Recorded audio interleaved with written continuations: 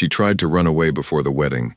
The Mafia boss trapped her with 4 chilling words: "You're my wife now."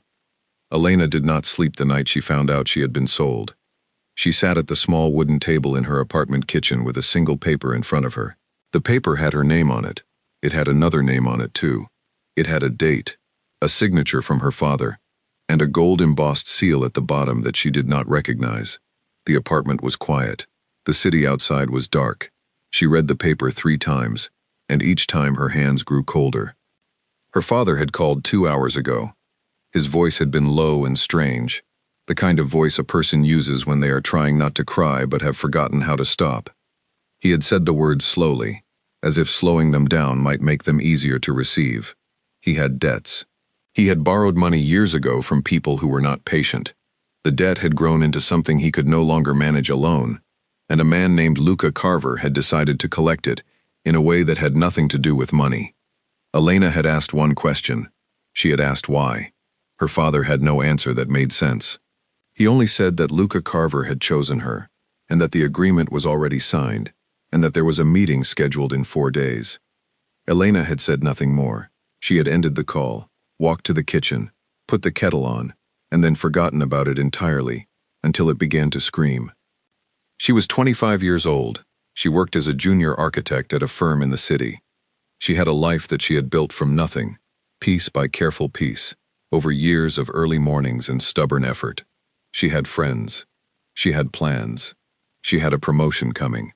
She had rent paid 3 months ahead, and a savings account with a number in it that made her feel, for the first time in her adult life, that she was safe. And now there was a paper on her table that said she belonged to a man she had never met. Her best friend Nora arrived 20 minutes later. Elena had not called her, but that was the thing about Nora. She had a way of knowing. She knocked once, walked in, saw Elena sitting at the table with the cold kettle still on the stove, and did not ask a single unnecessary question.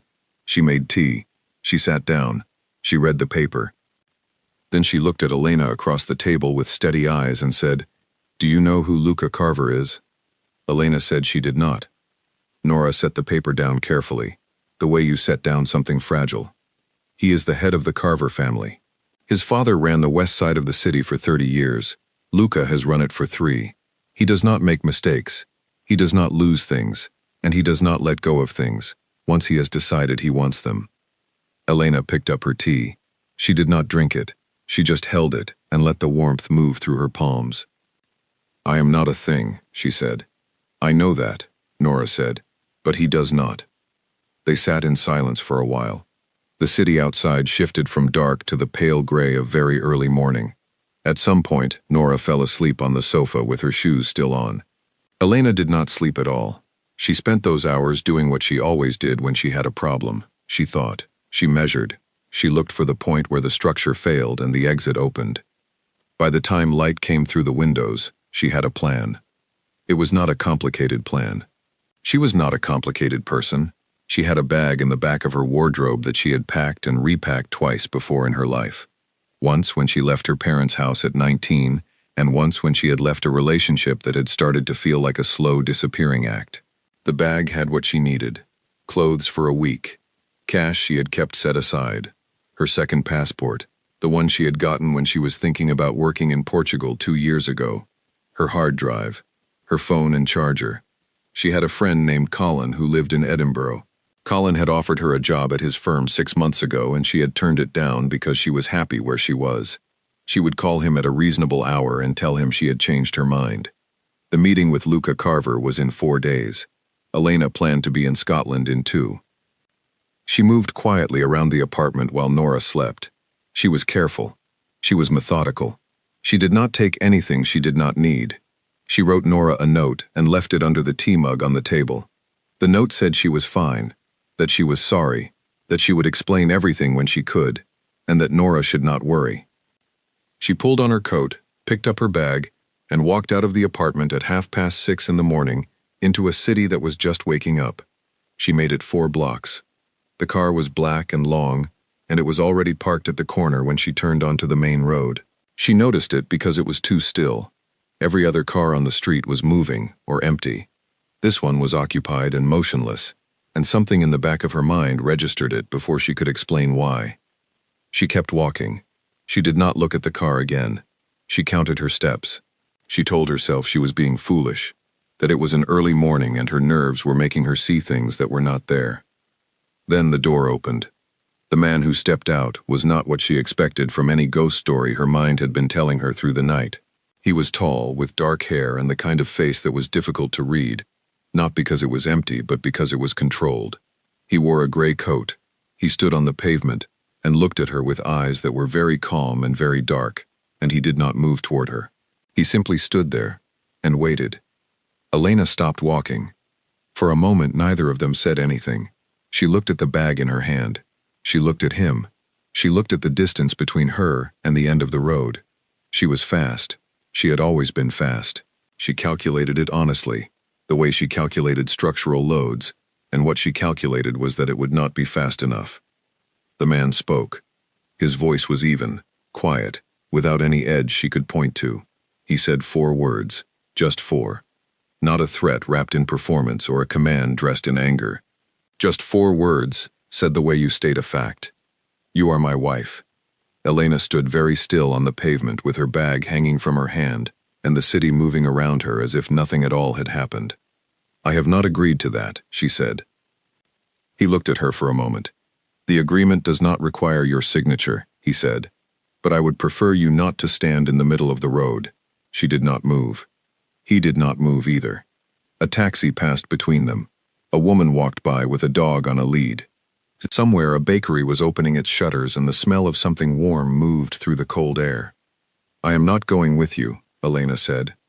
You are, he said, not unkindly, not cruelly, simply. My father made a decision without my knowledge. That does not make it my decision. That is something we can discuss, he said, not here. She looked at him for a long time. She was looking for something she could use. A hesitation, an impatience, a crack in the surface where she could push. She found nothing. He was the most composed person she had ever seen, and composure in someone with that kind of power was more frightening than anger would have been. If I get in that car, she said slowly, I need you to understand that I am not agreeing to anything. Understood, he said. I am only getting in because I am choosing to, not because you are making me. He tilted his head slightly, not in disagreement. Also understood. She walked to the car. He did not touch her, did not guide her, did not make a single move that could be called force. She got in herself. He got in after her. The car pulled away from the curb and moved smoothly into the waking city, and Elena sat with her bag on her lap and her hands folded on top of it, and looked out the window at the streets she had learned to love. She did not let herself feel anything yet. There was no space for feeling yet. Feeling would come later, in private, when she had time and walls and a door between herself and everything else. Right now she needed to think. Luca Carver sat on the other side of the back seat and did not speak.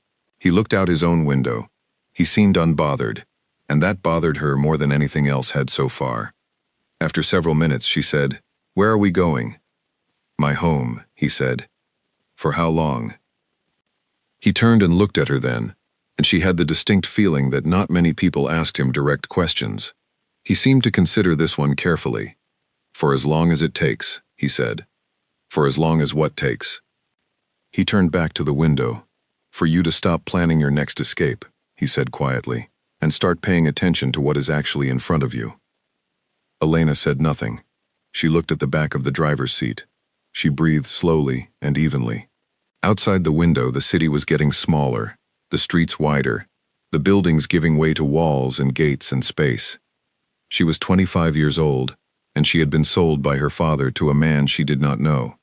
She had a bag on her lap and a plan that had failed 4 blocks from her own front door.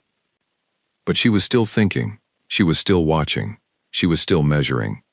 And she had not finished yet. Luca Carver's home was not what the name suggested.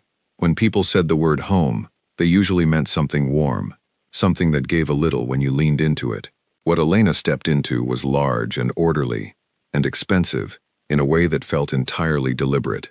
High ceilings, wide hallways, floors that made no sound when walked upon, staff who moved efficiently and greeted her without surprise. as though she had been expected, because she had. She was shown to a room in the east wing. It was larger than her entire apartment. The bed was made. There were fresh flowers on a table by the window. Someone had put a glass of water on the nightstand. The window looked out over a garden that went further than she could see clearly in the early morning light. A woman named Claire, who managed the household and introduced herself with a calm that suggested she had seen most things, told Elena that breakfast would be ready in an hour, that she was welcome to anything in the kitchen at any time, and that the house and grounds were hers to move through freely. "And if I want to leave the grounds?" Elena asked. Claire looked at her with something like sympathy. "I would let Mr. Carver know you asked," she said. Elena nodded. She had expected that. She did not eat breakfast that morning. She stood at the window of her room with her arms folded and watched the garden lighten as the sun came up. She was trying to understand the shape of the place she was in. Every structure had a logic, and if you understood the logic, you understood where it was weak. This one was not weak anywhere she could see yet, but she had only just arrived. The first 3 days passed in a way that Elena had not prepared herself for, which was quietly. She had expected pressure. She had expected someone to sit across from her and explain what was now required of her, to hand her a schedule, to make clear what her new life was supposed to look like. She had prepared herself to resist all of it. She had practiced being still and cold and uncooperative in her mind the whole drive over, and she had done it well. But no one pressured her. No one came with a schedule. Luca Carver ate dinner each evening at a long table in the dining room and sent word through Claire that Elena was welcome to join him, but there was no requirement. Food appeared in the kitchen at regular times. The grounds were available to walk, with a quiet man named Philip a respectful distance behind her whenever she went out. Claire was present and helpful without being intrusive. No one asked Elena anything that mattered. On the first evening, she did not come down for dinner. On the second evening, she did, mostly because she was tired of eating alone in her room, and the kitchen in the late afternoon smelled like something roasting slowly, that she could not identify but wanted to. She sat down at the far end of the table. Luca was already there, reading something on a single sheet of paper, which he set aside when she entered. He stood until she sat, which surprised her. She had not expected manners. They ate in silence for several minutes. The food was good. She did not comment on this. "You did not eat breakfast or lunch today," he said. She looked up. "Claire is reporting to you. Claire tells me what I need to know. I am not something that needs to be monitored like a schedule." "No," he said. "You are a person who is not eating, which concerns me on a practical level." She stared at him. "On a practical level. You are not well if you do not eat. You cannot think clearly if you are not well." He picked up his fork. "I prefer you to be able to think clearly." She did not know what to do with that, so she said nothing and continued eating. After a moment, he asked her what kind of architecture she worked in. It caught her off guard enough that she answered honestly before she had time to decide whether she wanted to. She told him she worked mostly in residential renovation, older buildings, restoring things to what they were, without destroying what they had become. He asked what the difference was between restoration and renovation. She told him that restoration was about truth, and renovation was about preference, and that sometimes they worked together, and sometimes they were opposites. He listened to all of it without checking his phone or looking away. That was the second thing that surprised her. After dinner, he said goodnight and left the table. He did not try to keep her. He did not suggest they continue talking. He simply finished his meal, stood, said goodnight as you would to any person sharing your table, and walked out. Elena sat alone for a minute after he left, looking at the space he had vacated, trying to understand the rules of what she was living inside. On the third day, she found the library. It was in the north end of the house, through a door she had assumed was a closet. The room was 2 stories high on the inside, with a wooden gallery running along 3 walls and shelves that went all the way up. There were thousands of books, not decorative books, the kind bought by the meter to fill the shelves, but books that had been read. You could tell by the way they sat. Some had pages folded, some had things tucked between them, some were grouped in clusters that suggested a conversation between ideas, rather than an alphabetical system. She stood in the middle of the room and looked up, and for the first time since the morning she had left her apartment, She felt something other than calculation. She did not say anything to anyone about the library. She just started spending time there. It was in the library, on the morning of the 4th day, that Luca found her. She had taken a book about the reconstruction of European buildings after the Second World War, from a shelf, and she was sitting in a chair near the window reading it, when she heard the door open. She looked up. He looked at the book in her hands. He said nothing, but there was something in his expression that was different from what she had seen at dinner. Not softer exactly. More open, maybe. As if the library was a room where his usual composure was slightly less necessary. He crossed to the other side of the room and pulled a book from a low shelf without checking the spine, which meant he already knew exactly where everything was. He sat down on the other side of the window and opened it. They read in the same room for 2 hours without speaking. When Elena finally left, she was deeply unsettled in a way she could not immediately name. On the 5th day, she found her first real opening. She had been watching the staff since she arrived, not to find anyone she could manipulate, but because she was good at reading systems. Every organization had rhythms. People moved in patterns, gaps appeared at regular times, and the gaps revealed the shape of what was truly in place. Philip, who walked the grounds with her each morning, took a call every day at 11 that lasted about 15 minutes. During those 15 minutes he fell behind, distracted, and she had a window of maybe 40 meters where she was outside of his direct line of sight, on the eastern side of the grounds, near a stone wall covered in old ivy.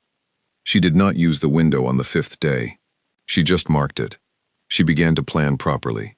The problem was not escaping the grounds. The problem was that she had no phone. Her phone had been left in the car and had not been returned, and while no one had made a production of taking it, it was gone. There was a landline in the hall near the kitchen, but it was in an open space, and anyone walking through would hear her.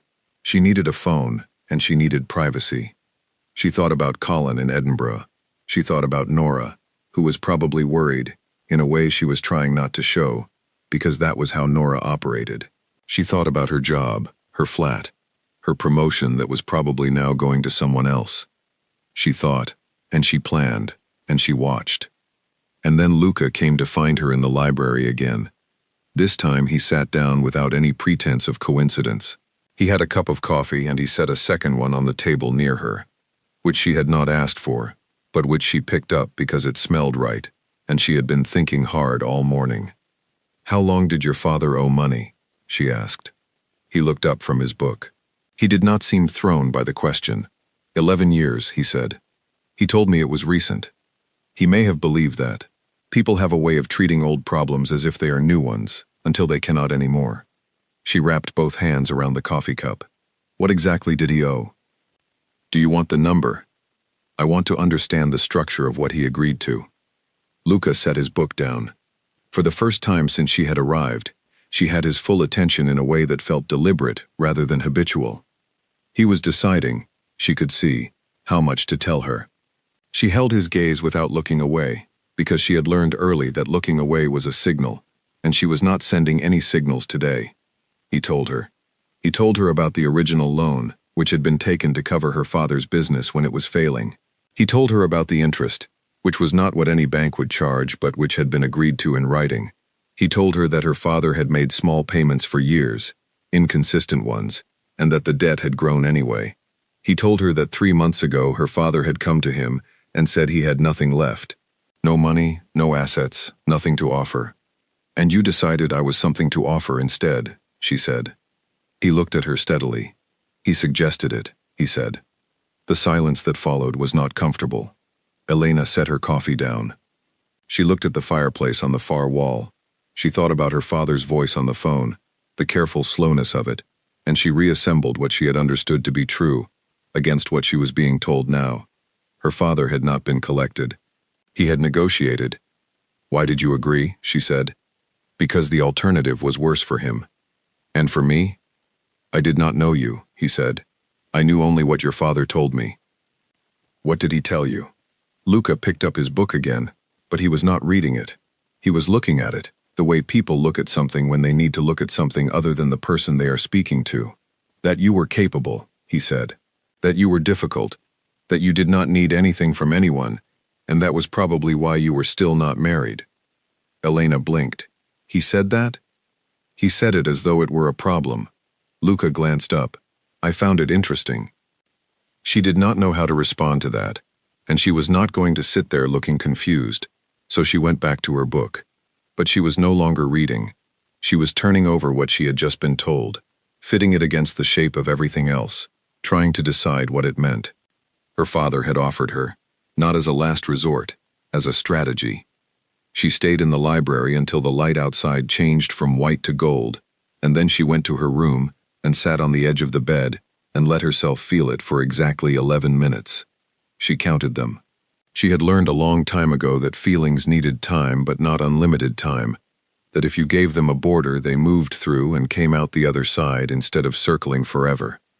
At 11 minutes she stopped. Then she washed her face, pulled her hair back, and went down to dinner. Luca was already there. He stood when she entered, as he always did. She sat down. The food came. They ate. After a few minutes she said, I want my phone back. He looked at her. If I give it back, you will call your friend in Scotland. She did not ask how he knew about Colin. Yes, she said. And tell him you need a job so you have a reason to leave. Yes. He picked up his glass. Your phone is in the drawer of the desk in the study next to the library, he said.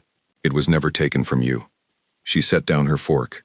Then, why did I not have it? You did not look for it. She opened her mouth and closed it. He was right.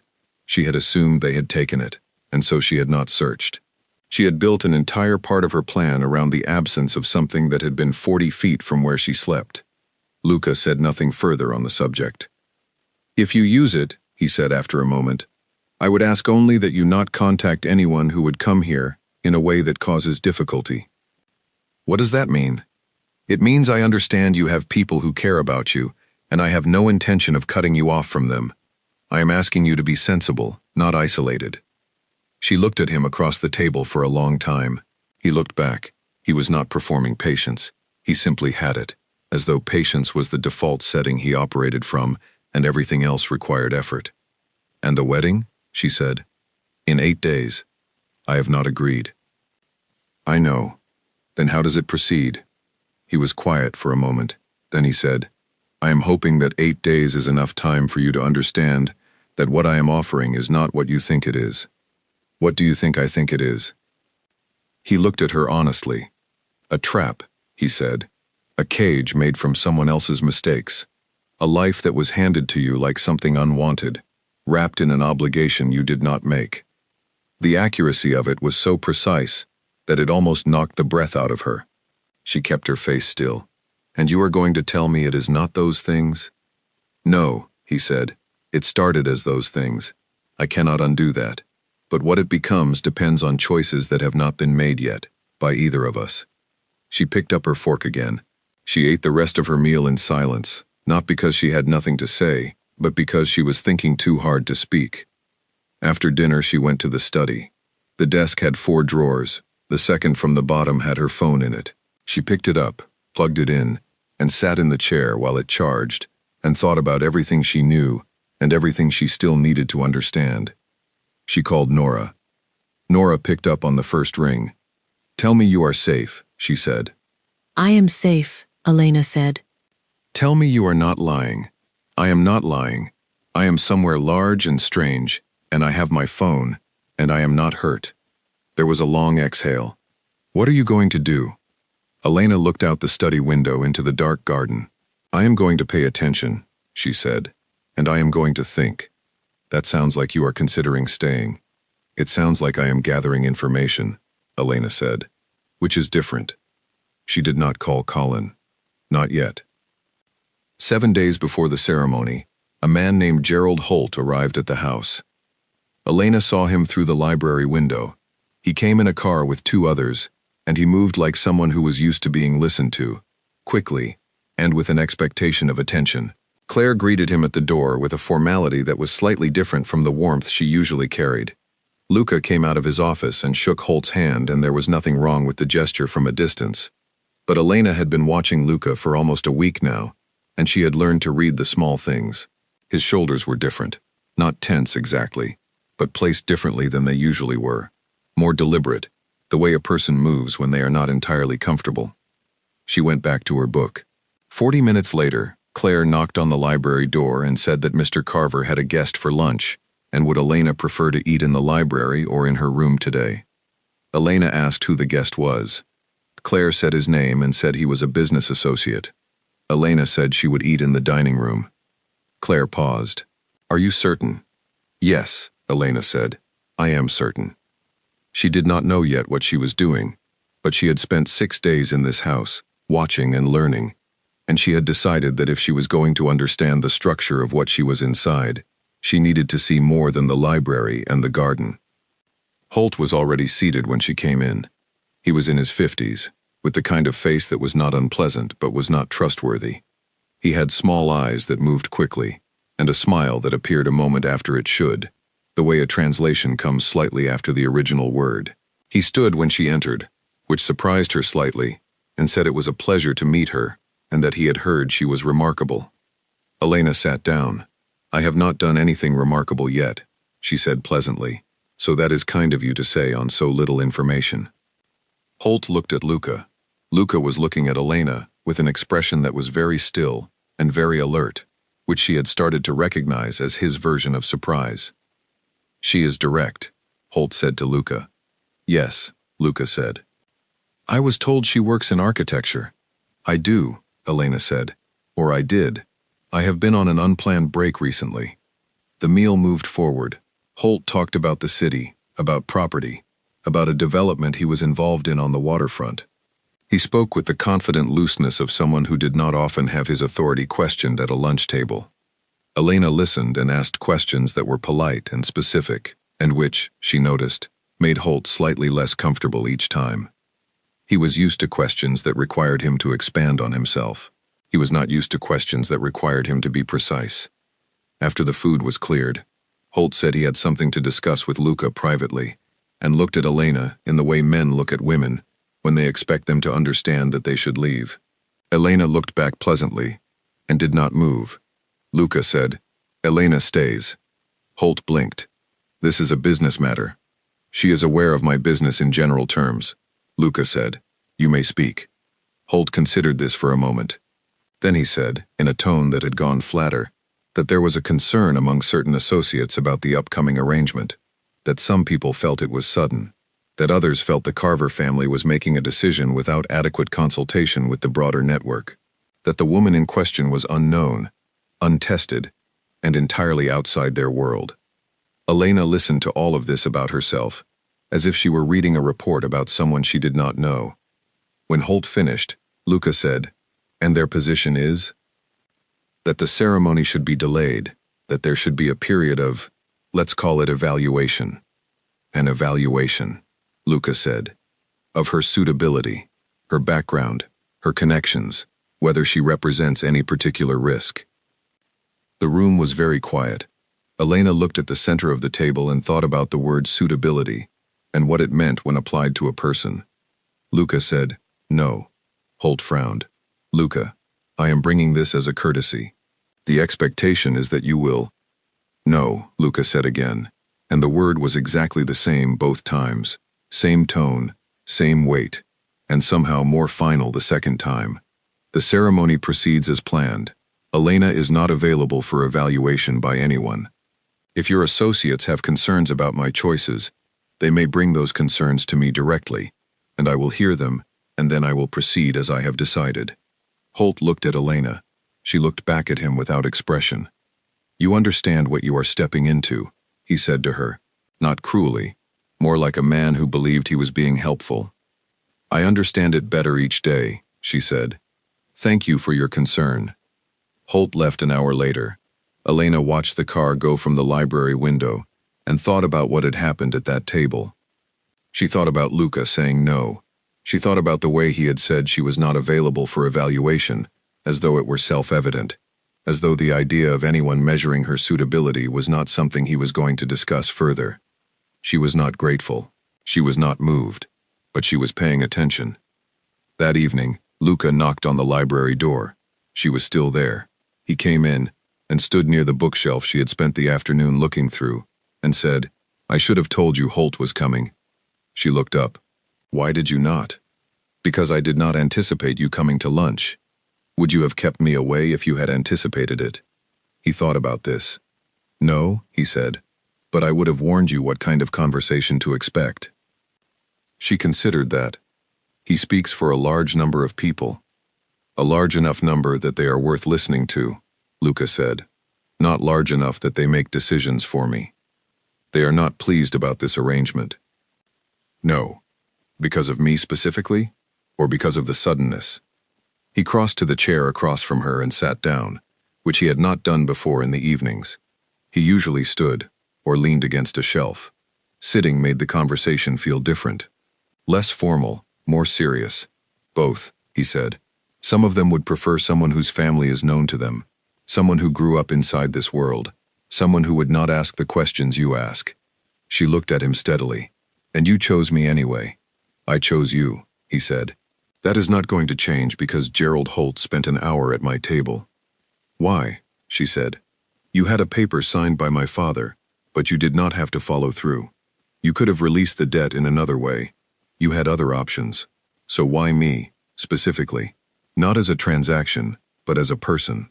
What did you see that made you decide I was the one? He was quiet for a long time. The room settled around the silence. Outside the window, the garden was losing its light. Your father talked about you for almost an hour before he mentioned the proposal, Luca said. That is unusual. Men in his position usually arrive with what they want to offer, and they offer it immediately. He arrived with a story. Your story. He told me about the morning you left home at 19 with a bag and no plan, and built yourself into something. He told me about the buildings you worked on, and the way you saw structure in things. He told me you had never needed anyone to make a space for you, because you always found your own way in. Elena said nothing. She was listening in a way that felt dangerous, the way you listen when you know the next thing you hear is going to matter. He said it like a problem, Luca continued. I heard it like a recommendation. She looked at the bookshelf. She did not want him to see whatever was on her face right now, because she was not sure what it was. You picked me because I do not need you, she said. I picked you because you are the first person in a very long time who made me think that what I do, and who I am, might be genuinely manageable, not merely tolerable. Most people in my life either want something from me or are afraid of me. You walked into my car and told me you were not agreeing to anything. You ate lunch with Gerald Holt and dismantled him politely without knowing who he was. You spend your afternoons in my library reading about Reconstruction. He paused. I find you genuinely interesting. That is not something I say often or lightly. The silence after that was a different kind of silence. Elena looked at him across the room and thought about the distance between where she had stood on the pavement with her bag 6 days ago and where she was sitting now. She thought about the plan she had made at her kitchen table and the way it had fallen apart 4 blocks into being executed. She thought about all the things she had assumed about what this was, and how many of those assumptions were proving to be either wrong or incomplete. She did not say any of this. What she said was, I am going to ask you something, and I need you to answer it honestly. All right, he said.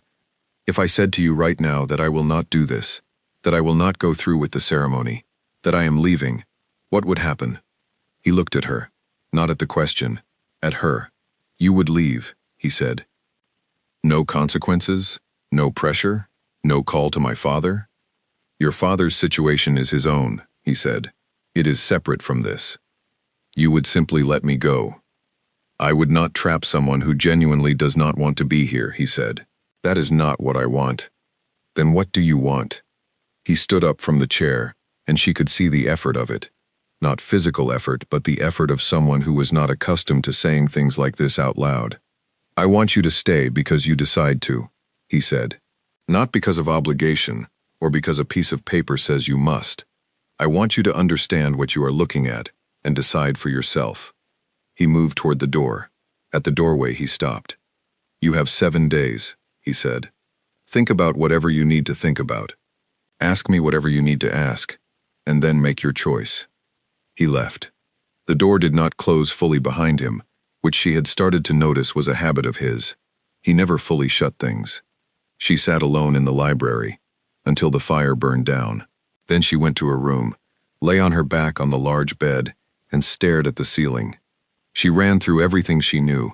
She assembled it the way she assembled a structural model, piece against piece, checking the load distribution, testing where the weight sat. She thought about a man who did not trap people. She thought about a man who said no to Gerald Holt without a second of hesitation. She thought about the library that was clearly and deeply loved. She thought about Sophia, the name she had not heard yet but would find in 3 more days on the back of a photograph tucked between 2 ledgers. She thought about what it would mean to choose this, not to be collected into it, but to choose it clearly and deliberately, with her eyes open. She did not have an answer yet, but for the first time since her father had called, the question felt like hers. She fell asleep with the light on. In the morning she went down for breakfast before Claire had even set the table, which made Claire look at her with something quiet and pleased that she politely did not comment on. And Luca was already there. They sat on opposite sides of the kitchen table, which was small and ordinary compared to the dining room, and Elena drank her coffee, and Luca read his paper, and after a while, she asked him what the weather was supposed to be that afternoon. He told her. She said she thought she would walk further today, if Philip did not mind. He said Philip would not mind. She finished her coffee and went upstairs to get her coat, and as she put it on, she understood, with the clarity that sometimes comes only when you stop trying to force understanding and just let it arrive, that she was not running measurements on a system she was planning to leave. She was learning the layout of a place she might be staying. She was not ready to say that yet, but she knew it. 4 days before the ceremony, Elena found the photograph. She had been in the library since early afternoon, pulling books from the lower shelves near the fireplace because she had noticed they were organized differently from the rest, not by subject or era, but by something else, something personal she had not quite worked out. She was looking for the logic. She was always looking for the logic. The photograph was tucked inside a ledger that had no title on the spine. It fell out when she opened the cover. She caught it before it hit the floor. It was a small photograph, the kind you print on regular paper rather than proper photo stock, slightly faded at the edges. It showed a woman outside, somewhere sunny, maybe the south of the country from the light. The woman was laughing with her head turned slightly to the side, and her eyes were mostly closed from the laugh, and the whole image had the quality of something caught rather than posed. Beside her was Luca, much younger, with the same dark eyes but with something in them that was entirely different from the man Elena had been eating breakfast with, something open, something present in a way that reached the surface. On the back, in careful handwriting, the name Margaret, and a date, 6 years ago. Elena sat with the photograph for a long time. She was not looking at it because it was sad, though it was. She was looking at it because it was informative, and she needed information the way other people needed water. The photograph told her things that nothing else in the house had said plainly. It told her that Luca had not always been like this, that the composure, the careful distances, the words chosen with such precision, none of it was simply his nature. Some of it had been constructed, built like a wall around something that had once been a great deal more exposed. She put the photograph back where she had found it and closed the ledger. She did not ask him about it that evening. She stored it instead, and thought about it while they ate dinner in the dining room, and talked about nothing significant. She thought about it after dinner when she sat in her room and wrote a long letter to Nora that she did not send because she was not finished thinking yet. The next morning, she asked Claire, very quietly, and without much explanation, what had happened to Margaret. Claire was quiet for a moment. Then she said, "She died 3 years ago. It was very fast, an illness, and there was nothing to be done." She looked at Elena steadily. "He does not speak about it." "I know," Elena said. "I was not going to ask him." Claire refilled her coffee. "He was different before," she said, which was all she said, but it was all she needed to say. Elena spent the rest of the morning thinking about a man who had loved someone completely, and then had to go on living in the same rooms, running the same operation, making the same decisions, with the person gone. She thought about what that kind of loss does to someone who was already not the sort of man who talked easily about what was inside him. She thought about how you would survive it, if the answer you arrived at was this, that you would not allow yourself that kind of exposure again. that you would do what needed to be done in your life, but you would structure it so that it could never knock you down from the inside again. A marriage of obligation, someone chosen not for love but for capability. Someone you found interesting, but were not at risk of losing yourself to. A life that continued, managed, safe, without the thing that had destroyed you once. She understood it. That was the unsettling part. She understood the architecture of it completely. That afternoon, 3 days before the ceremony, she did something she had not done since she arrived. She went to Luca's office. It was the room she had avoided the most, because it was the most his. The library was his too, but the library also felt like a shared space now. The office was where he spent hours behind a closed door, and where men sometimes came and had conversations she did not want to overhear. She had treated it as an off-limits zone in her mental map of the house. She knocked. He opened the door himself, which meant he was alone. He looked at her and said nothing, only stepped back to let her in. The office was not what she expected. She had imagined heavy furniture, dark colors, something designed to project authority. Instead, it was simply organized. Large windows, a desk with nothing on it that was not being used, shelves with files and books, and a small framed picture that was too far away for her to see clearly. 2 chairs across from the desk, which is where she sat. He sat behind the desk and waited. "I want to understand something," she said. "All right. You told me I could leave, that you would not stop me, that it was my choice." "Yes. And yet there is a ceremony scheduled in 3 days. Invitations exist. Preparations have been made. There are people like Gerald Holt who have been informed of this arrangement and who have opinions about it. So if I were to leave now, the consequences for you would not be insignificant." He looked at her without moving. "No," he said, "they would not.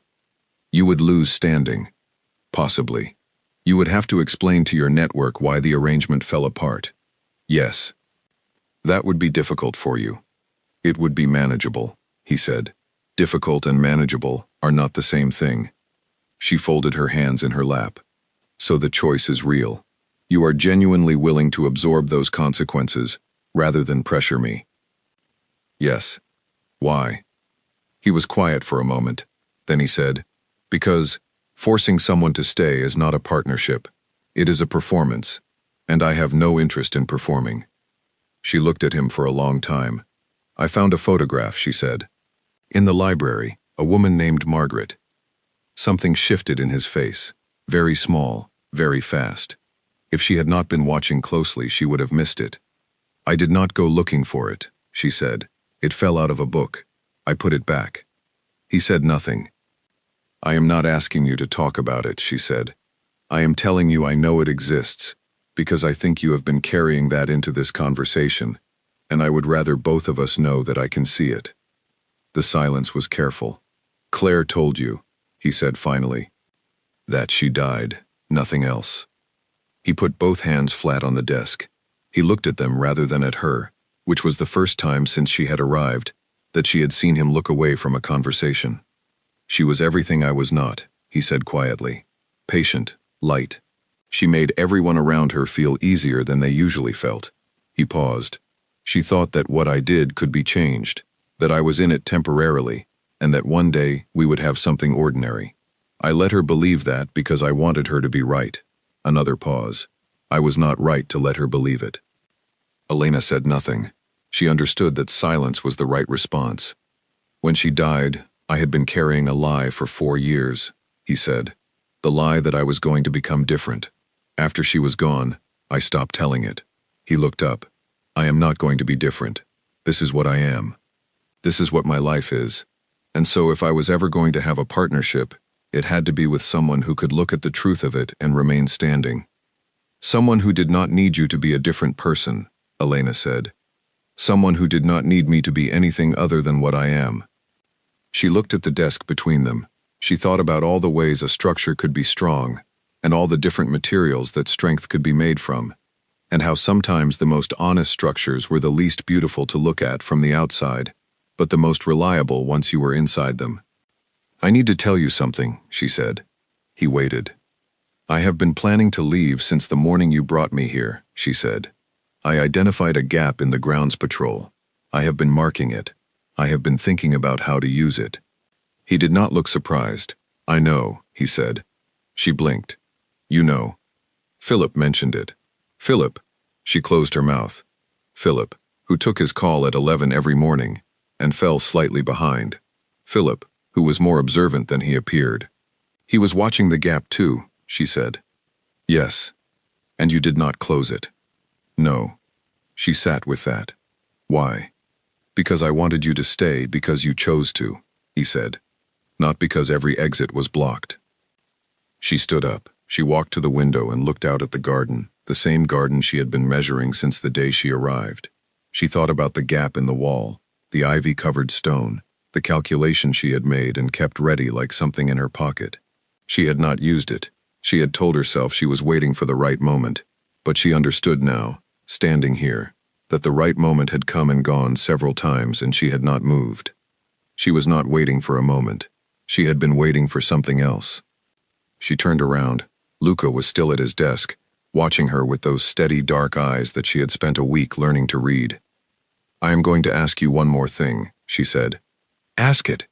If I go through with this, if I stay, and we do this ceremony, and I become whatever this arrangement says I am, what does that look like? Not formally, not legally.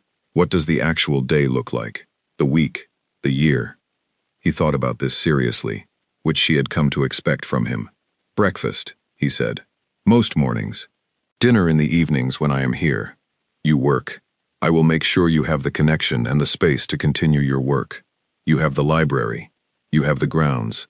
When I have to travel, you come when it is safe to, or you remain here, with full staff. When there are obligations we attend together, we attend together. When there are not, we live as two people who share a house and have respect for one another. And the things you do, she said. The business, the men like Gerald Holt, what do I do with that? You do not have to do anything with it, he said. You do not have to be inside it. You only have to accept that it exists. I already accept that it exists, she said. I accepted it when I got in your car. Something moved across his face that she could not fully name. Not warmth exactly, more like recognition. She came back to the chair and sat down. I am not agreeing because I have run out of options, she said. I need you to understand that. I could still leave. The gap is still there. I know. I am considering this because I am choosing to consider it. Because I find the structure of it honest, in a way that most things are not. He nodded. And because, she said more quietly, I think you are a more interesting person than most of the uninteresting people I have met in my life, and I would rather spend my time around interesting things than safe ones. He looked at her for a long time. Is that a yes? He said. It is not a no, she said, which is as close as you are getting today. He nodded again. She stood up. At the door she stopped. One last question. Yes. The ceremony. Is there anything in it I would find unbearable? Or can I read what I am agreeing to before it happens? I will have the full text on your desk by tomorrow morning, he said. Thank you, she said, and she meant it plainly, without performance. She went back to the library. She pulled out the book she had been reading and sat in the chair by the window and read for 2 hours, and the garden outside changed color as the light moved across it, and she felt, for the first time in almost 2 weeks, something that was not quite peace, but was close enough to it to be worth sitting still in. She had 2 days. She intended to use them well. 2 days before the ceremony, Nora arrived. Elena had not called to invite her. Luca had called Nora himself, which Elena found out when Nora came through the front door with a bag over her shoulder and an expression that was trying very hard to be neutral, but was, underneath, the face of someone who had been worried for 2 weeks and was finally able to look at the source of that worry with their own eyes. They stood in the front hall and looked at each other for a moment, and then Nora said, You look well. I am well, Elena said. Nora glanced around the entrance hall, the high ceilings, the wide stairs, the absolutely unreasonable amount of quiet good taste in every direction. This is not what I pictured, she said. No, Elena agreed. It was not what I pictured either. They walked to the library because it was where Elena was most at home in the house now, and she wanted Nora to see her somewhere she was at home. Claire brought tea. Nora sat down across from her and looked at her in the careful, reading way that had always been one of Nora's gifts. "He called me," Nora said. "I know. He said you had settled in. He said I was welcome to come and that he hoped I would, because he thought it would help." Elena said nothing. What kind of man in his position calls the best friend of the woman he brought to his house and invites her to come visit because he thought it would help? "A particular kind," Elena said. Nora wrapped both hands around her mug. "What are you going to do?" Elena looked at the shelves of books around them. She thought about the conversation in the office 2 days ago, and the photograph in the ledger, and the gap in the garden wall that she had never walked through, and the ceremony text that had been on her desk that morning exactly as promised, clearly written, every clause readable, no surprises hidden in the language. "I think I am going to stay," Elena said. Nora was quiet for a moment. "Is this about your father? About the obligation?" "No, my father's situation is his own. Luca said so, and I believe him. This is not about the debt." "Then what is it about?" Elena thought about how to say it precisely, because she was not someone who said imprecise things on purpose. "It is about a choice I can actually make clearly," she said. "I have seen the whole picture now, or enough of it. I know what he is and what he is not. I know what this would look like day to day. I know what he wants and what he does not want, and none of it is what I feared it was going to be." She paused. "It is not a love story, not yet. I do not know what it is yet, but I know it is honest, and I know he is honest, and I know that I could leave if I needed to, and he would let me, and that means me staying is a real choice." Nora looked at her for a long time. "You sound like you are explaining a building." "I think the way I think," Elena said. "I cannot help that." Nora set down her mug. "Are you happy?" Elena considered the word. "I am not unhappy. I am interested. I am learning things. I have not felt bored or flattened or managed, which is more than I could say for some of the years I spent in my ordinary life." She looked at Nora. "Ask me again in a year." Nora nodded slowly. "And your job? Your flat?" "My flat is paid through next month. My firm will replace me. It is not the outcome I wanted, but there is a project here that Luca's company is involved in, a renovation of an older property in the city, and he mentioned that the architectural consultant on it just withdrew. He did not push the point. He mentioned it and moved on." She paused. "I am thinking about it," Nora said very quietly. "I want to meet him." "You will," Elena said. "He is at dinner." Nora met Luca that evening at the dining table that Elena had initially sat at the far end of, and now sat 3 places closer. Nora was, as she always was, warm and sharp in equal measure. She asked Luca questions that were not hostile, but were not polite either, the kind of questions that respected him enough to expect honest answers. He gave them. He did not deflect, did not charm, did not perform anything. He spoke plainly about what his life was, what he did and why, and what he believed Elena's life inside it could look like. Nora watched him the way she watched things, carefully, and without showing what she was concluding. After dinner, Elena walked Nora to the guest room Claire had prepared. At the door, Nora stopped and looked at her and said, "I still have concerns." "I know," Elena said. "This is not the world you grew up in or planned for. No. And I am going to worry. I know." "But," Nora said, "I also know you, and I have never once in the time I have known you seen you make a decision without fully understanding what you were doing. So if you are telling me you understand what you are doing," she paused, "I trust that." Elena pulled her into a brief, tight hug. "Thank you for coming," she said. "He paid for the train," Nora said into her shoulder, "which I am choosing to find charming rather than calculated." Elena laughed, the first real laugh she had had in 2 weeks, and it was so sudden and so genuine that it surprised even her. The morning of the ceremony was gray and still. Elena stood at her window with coffee and watched the garden. The ivy on the eastern wall moved slightly in a wind she could not feel through the glass. The gap she had marked was there, as it had always been. She looked at it for a moment. Then she turned away. Claire came at 9 with the dress. It was different from the one she had been shown 2 weeks ago. When Elena asked, Claire said that Mr. Carver had arranged for a different one when he understood that Elena had not been consulted about the first. She stood in the room and looked at it on its hanger, and thought that it was exactly the kind of dress she would have chosen for herself, which was a fact she stored carefully without comment. Nora helped her get ready. She did not make it sentimental, which was why Elena had asked her, rather than Claire. She fixed a few things and said Elena looked good, and then sat on the edge of the bed and talked to her about ordinary things, about a film they both wanted to see, about a restaurant that had opened near the flat, about a mutual friend who had apparently joined a pottery class and was very serious about it. Normal things, grounding things, things that reminded Elena that she was still herself, and her life outside this house still existed, and was waiting for her to remain part of it. "Are you ready?" Nora asked. Elena looked at herself in the mirror. She was not afraid. She was not wildly happy either. She was clear-eyed and steady, which was all she had ever wanted to be. "Yes," she said. The ceremony was in the smaller sitting room, not the grand formal rooms.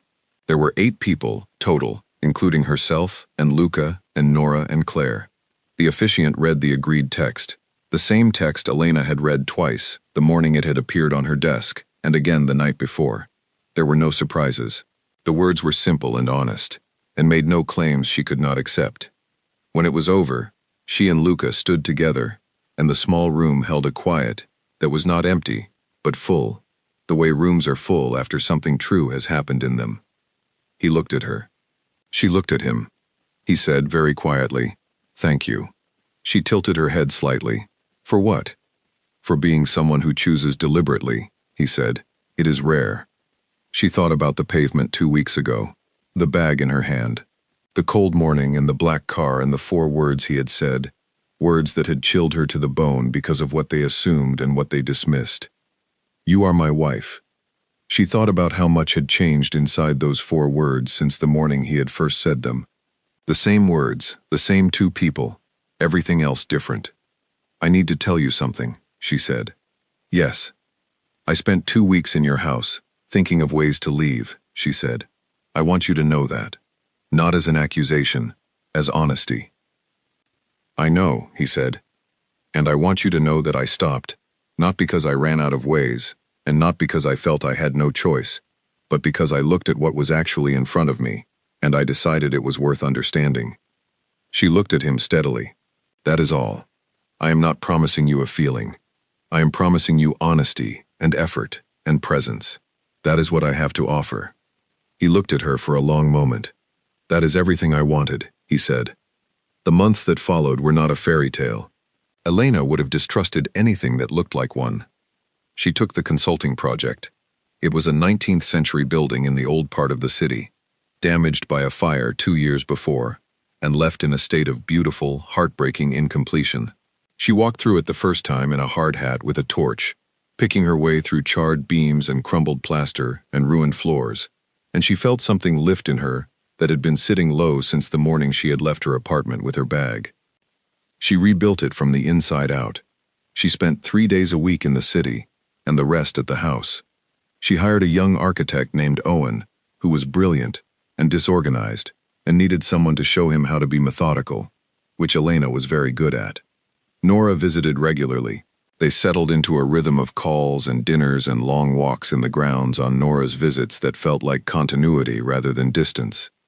Luca was present when he was present, and absent when he was absent, and he always told her in advance which it would be, and he always came back when he said he would. She noticed that about him long before she said it to anyone. He was reliable in a way that was neither performed nor negotiated. It was simply true of him. He said things would happen and they happened. He said he would be somewhere and he was there. He read in the library most evenings when he was home. So did she. They talked. They argued sometimes, which surprised her the first time it happened, and then became one of the things she found most stabilizing about him, because he never agreed with her simply to agree. He pushed back when he thought she was wrong, and he acknowledged when she changed his mind, and he never carried the argument after it was done. One evening, about 4 months in, she came into the library and found him with the ledger open on his knee and the photograph of Margaret in his hand. He looked up when she came in. She did not hesitate. She crossed the room and sat in the chair across from him and said, Tell me about her." He looked at the photograph for a moment, then he told her. He told her about where they had met, and how long they had been together, and what she had been like, and what her absence had been like. And his voice was even and controlled, but she could see what it cost him to say it, and she listened to all of it without flinching. When he finished, the room was very quiet. "Thank you," Elena said. He looked at her. "For telling me," she said. "I know it was not easy." He put the photograph back in the ledger. He closed it. He looked at her across the space between the two chairs, and for the first time since she had known him, she saw something in his face that was not controlled, something that had come to the surface before he could manage it, something that looked like it needed to exist for a moment in the open air. She did not say anything about it.